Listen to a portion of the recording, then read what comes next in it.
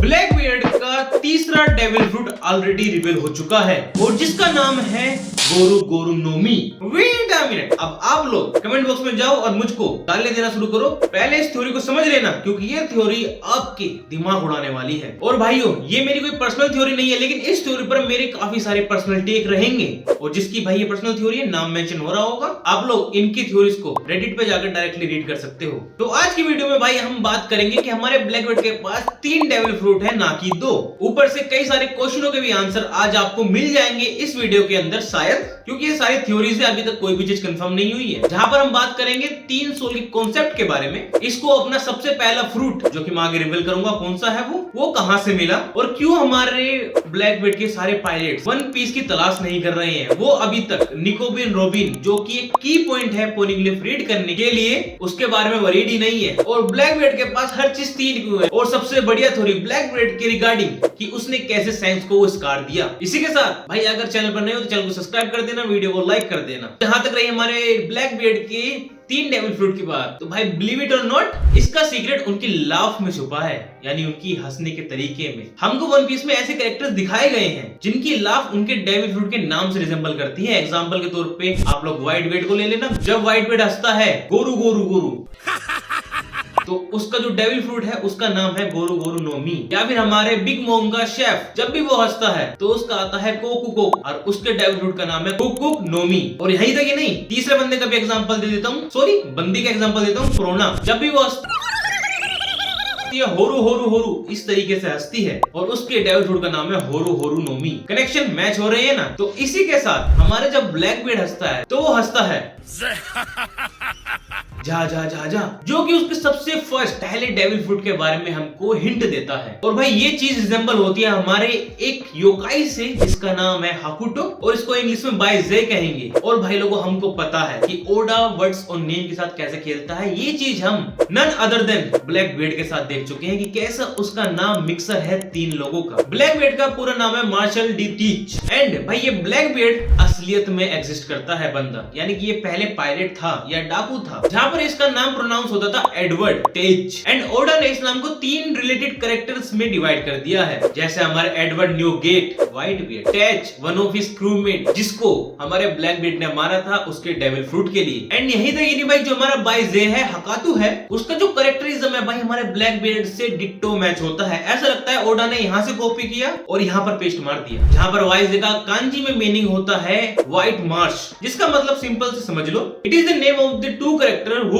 Killed each other. और ऐसा ही हमारे ब्लैकबर्ड ने भी किया है, उसने व्हाइट बेड को मारा फॉर हिज डेविल फ्रूट और टेच को मारा फॉर हिज डेविल फ्रूट। और इस थ्योरी को प्रूव करने के लिए हमको हकातू के कैरेक्टर के बारे में समझना होगा जो कि सिमिलर है ब्लैकबर्ड की तरह। जहां पर हकातू जो कैरेक्टर है उसको 3 डिफरेंट पर्सन या फिर कह लो डिफरेंट सोल में डिस्क्राइब किया गया है, जहां पर जो उसका बिहेवियर है वो है लायन शीप टाइगर। और सेम चीज ब्लैकबर्ड के साथ भी है, क्योंकि हमने वन पीस में ये देखा हुआ है कि जो ब्लैकबर्ड है उसके पास 3 पर्सनैलिटी है। और ये चीज हमारे लूफी ने भी कंफर्म करी थी जब नामी ने पूछा था तुमको उसके बारे में क्या सोचना है। लेकिन वहां पर लूफी ने उसे एक बंदा ना कहकर देम कहा था, जहां पर आप हकातू और ब्लैकबर्ड में क्या सिमिलरिटी इस तरीके से समझ सकते हो। टाइगर रिजेंबल क्लेवरी जो इसके अंदर भर भर के है, शीप रिजेंबल कावर्डनेस जो कि इसके अंदर भर भर के है, एंड तीसरा लायन यानी कि उसकी पावर जो भी इसके अंदर भर भर के है। लोंडे ने वर्ल्ड को शैटर करने वाला फ्रूट खा रखा है एंड अपने आप को बचाने के लिए, जिससे कि वो डायरेक्टली फाइट में हर बार जीते, जो कि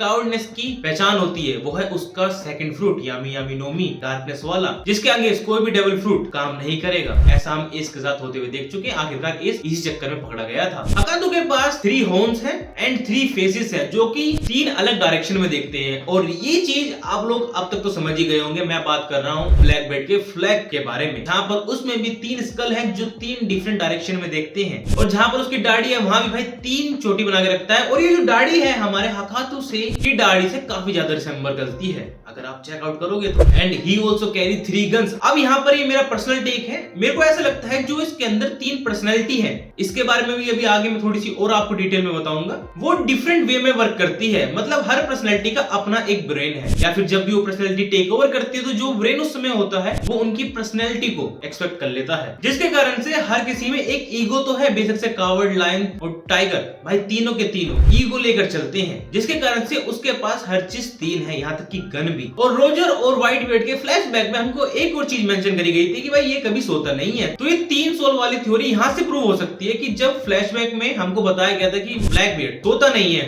रोजर और व्हाइटबीयर्ड की मीटिंग के समय पर, मैं उस फ्लैशबैक की बात कर रहा हूँ जहाँ पर बग्गी स्ट्रेंज को बता रहा होता है कि हमारा ब्लैकबीयर्ड कई हफ्तों से सोया नहीं है। तो इसका रीजन बड़ा ही सिंपल सा होता होगा कि भाई जो ईच सोल है वो हर दिन उसकी बॉडी को टेक ओवर करती होगी और दूसरी सोल जिसने बॉडी को लेफ्ट किया है वो आराम करती होगी। ये साइकिल चलता रहता होगा। एंड यही एक चीज है जो कि एक्सप्लेन करते हैं कि उसने 2 और डेविल फ्रूट कैसे खाए, क्योंकि हर एक सोल ने एक अपना डेविल फ्रूट खाया है। और हकातो के पास भी 3 सोल थी जो इसका मिथिकल जोन फ्रूट होगा, यानी कि हाकु हाकु नोमी, ये इसका फर्स्ट डेविल फ्रूट होगा। एंड ये डेविल फ्रूट भाई हमारे मिथिकल जोन से बिलोंग करेगा, बिल्कुल लूफी के डेविल फ्रूट की तरह, जहाँ पर लूफी सभी डेविल फ्रूट की पावर को यूज कर सकता है, चाहे वो पैरामेसिया हो या लोगिया। एंड गोरोस ने भी कंफर्म कर दिया था कि भाई लूफी का जो डेविल फ्रूट है वो कोई पैरामेसिया डेविल फ्रूट नहीं है, बल्कि वो तो एक मिथिकल जोन ह्यूमन फ्रूट है। और अब हम भाई ढंग से डिटेल में हाकुतो के बारे में बात कर लेते हैं। आखिरकार ये है क्या। इसके कैरेक्टर को अर्थक्वेक के थ्रू भी डिस्क्राइब किया गया है। और भाई ब्लैकबीयर्ड के पास है अर्थ को शैटर करने वाली पावर, हमारे गोरो गोरो नोमी, इस चीज को हमें नहीं भूलना चाहिए। तो ओडा ने इस कैरेक्टर को, इस योकाई को, एक और बात कंफर्म कर देते हैं, ये हमारा योकाई है। और अब जो हमने पिछले चैप्टर देखे जहाँ पे हमको पता चल चुका है कि सैटर्न जो है वो एक योकाई के डेविल फ्रूट का यूजर है, या कह लो डीमन फ्रूट यूजर है rather than a devil fruit user. तो योकाई का कॉन्सेप्ट ओडा ने वन पीस के अंदर एस्टैब्लिश करना चालू कर दिया है, जिससे की पॉसिबिलिटी बढ़ जाती है कि ओडा ने ब्लैकबीयर्ड की पावर लेवल हमारे इस योकाई से उठाई है। And the biggest connection in both of them, Blackbeard और हमारे हकातो में, वो है भैया हकातो को इस तरीके से डिस्क्राइब किया है कि वो सभी डीमंस की फॉर्म और डीमंस के बारे में जानता है। और वहीं पर हमको चैप्टर नंबर 440 में ये कंफर्म कर दिया था कि ब्लैकबीयर्ड सभी के सभी डेविल फ्रूट के बारे में जानता है। एंड रिसेंटली हम सबको पता चल चुका है कि भाई वो सारे पावरफुल डेविल फ्रूट को कलेक्ट कर रहा है अपने क्रू के लिए, जहाँ पर उसके क्रू के पास सभी बेडेस्ट वाले डेविल फ्रूट है, जैसे हमारा इनविजिबल वाला डेविल फ्रूट और हमारा 9 टेल वाला डेविल फ्रूट, जो कि एक मिथिकल जोन फ्रूट है। चलो अब एक ऐसे फैक्टर पे बात कर लेते हैं जो कि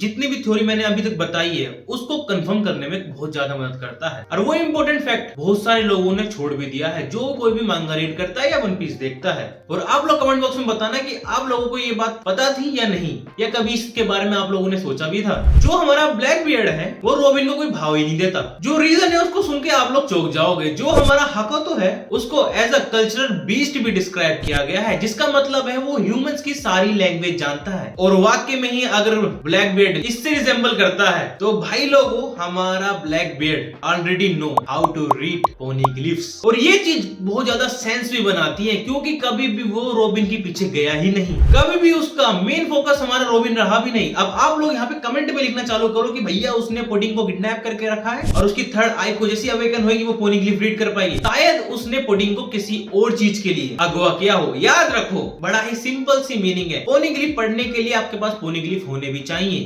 और ब्लैकबीयर्ड के पास कौन सा पोनीग्लिफ है? एक भी नहीं। तो उसने पुडिंग को सिर्फ शायद इस मीनिंग से ही किडनैप किया हो कि वो बिग मॉम का पोनीग्लिफ ले सके एज अ फिरौती की रकम में, जिसकी वजह से वो वरीड नहीं है कि भाई मैं पोनीग्लिफ नहीं रीड कर पाऊंगा तो मैं लाफ टेल पे नहीं पहुंच पाऊंगा, क्योंकि पोनीग्लिफ हमारे लाफ टेल से डायरेक्टली कनेक्टेड है, स्पेशली रेड पोनीग्लिफ। वो तो पूरा नक्शा ही है हमारे लाफ टेल तक पहुंचने का। और जो इन सारी बातों को कंफर्म करता है वो है हमारा SPS वॉल्यूम 881, जहाँ पे ओडा ने मेंशन किया था कि ब्लैकबीयर्ड की फेवरेट हॉबी है हिस्टोरिकल रिसर्च। और आगे जाकर ये बताया था कि 888 SPS में कि अगर ये लोंडा पायरेट नहीं होता तो एक एस्ट्रोलॉजिस्ट होता। लिख दूंगा यार, नहीं बोला जाता ये वाला वर्ड, पता नहीं क्यों, कभी स्कूल में नहीं बोला गया और वीडियो में भी नहीं बोला जा रहा। एस्ट्रोलॉजिस्ट होता, बोल दिया फाइनली। अब वो पोनीग्लिफ को कैसे रीड कर सकता है? इसका रीजन यार उसकी शायद रेस से हो सकता है, जो कि हमें अभी रिसेंटली चैप्टर्स में मेंशन करी गई है, कुमा की रेस। और वो कुमा से काफी रिजेंबल भी करता है बिकॉज ऑफ हिज साइज, जो कि बुकेनियर रेस है। और सबसे बड़ी बात भाई हमारा जोई बॉय भी बुकेनियर रेस से बिलोंग करता था। ऐसी भी थ्योरीज इंटरनेट पे मौजूद है। आपको क्या लगता है जोई बॉय कौन सी रेस से था? फिशमैन की रेस से, जायंट की रेस से, या बुकेनियर की रेस से? इसके बारे में कमेंट में लिख देना। अब हकातो की एक लास्ट चीज पर बात कर लेते हैं, उसका फेवरेट फूड, वो है हर्ब खाना। और हमको एस की नोवेल में एक चीज बताई गई थी। जब इन लोगों ने एक गांव को गुंडों से छुड़ाया था तो भाई उन गांव वालों ने इन सभी को फ्लावर दिए थे, जहां पर ब्लैकबीयर्ड ने वो फ्लावर खा लिए थे और अपने क्रूमेट से भी उनके फ्लावर मांगे थे खाने के लिए। अब इतनी सारी चीजें भाई हमारे हगातो और ब्लैकबीयर्ड में कनेक्ट हो रही हैं, तो सीधी सीधी सी थ्योरी कंफर्म ही हो जाती है। अब आप लोगों को क्या लगता है भाई, ये चीजें आप लोग मुझको बता देना, कहां पर ये थ्योरी स्टैंड करती है और कहां तक आप लोग मेरे साथ स्टैंड करते हो, ये चीज भी कमेंट बॉक्स में लिख देना। अब आ जाते हैं हमारी सबसे बेहतरीन थ्योरीज पर, जो कि है सैंक्स से रिलेटेड विद ब्लैकबीयर्ड कनेक्शन, कि आखिरकार सैंक्स को निशान द लेजेंडरी मार्क कैसे मिला। अब सैंक्स हमारा कमजोर इंसान तो है नहीं, he is a very powerful person, अपने बचपन में भी, जो कि हम ब्लैकबीयर्ड वर्सेस रोजर के फ्लैशबैक में देख चुके हैं। और उसी फ्लैशबैक में हमको एक मिसलीडिंग चीज दिखाई थी ओडा ने, वो था क्लो मार्क। तो सभी लोगों ने ये सोचा कि इससे ही सैंक्स को उसने वो मार्क दिया होगा, लेकिन ऐसा नहीं है भाई, मेरे को ये बिल्कुल नहीं लगता है। मेरे को लगता है ब्लैकबीयर्ड ने बचपन में ही ये मिथिकल जोन फ्रूट खा लिया था और सैंक्स ने एक लड़ाई में उसको इतना पुश कर दिया कि उसके पास और कोई चारा नहीं बचा अपने मिथिकल जोन फ्रूट में ट्रांसफर होने के, और तब जाकर सैंक्स को वो वाला स्कार मिला होगा। अब मेरा स्ट्रॉन्ग बिलीव इस थ्योरी पे क्यों है, क्योंकि यार सिंपल सी बात है, हमने वन पीस में कई बार देखा है जब भी अटैक्स होते हैं जो कि लीथल नहीं होते हैं, वो आके जाके हील हो जाती हैं, लेकिन सैंक्स का ये वाला जो मार्क है ये हील ही नहीं हुआ कभी। अरे ना ही कोई लीथल था, अगर लीथल होता तो उसकी आंख जाती, उसकी आंख बची पड़ी है, ये बस एक मात्र स्क्रैच था, लेकिन वो अभी तक वहां पर एग्जिस्ट करता है। तो इसका मतलब उसने भाई कुछ ना कुछ तो कांड किया होगा, मिथिकल डेविल फ्रूट में ट्रांसफर हुआ होगा और जब जाके उस सैंक्स को वो वाला स्कार मिला होगा। और यहीं से एक सबसे बड़ा कनेक्शन भी बन जाता है, आखिरकार क्यों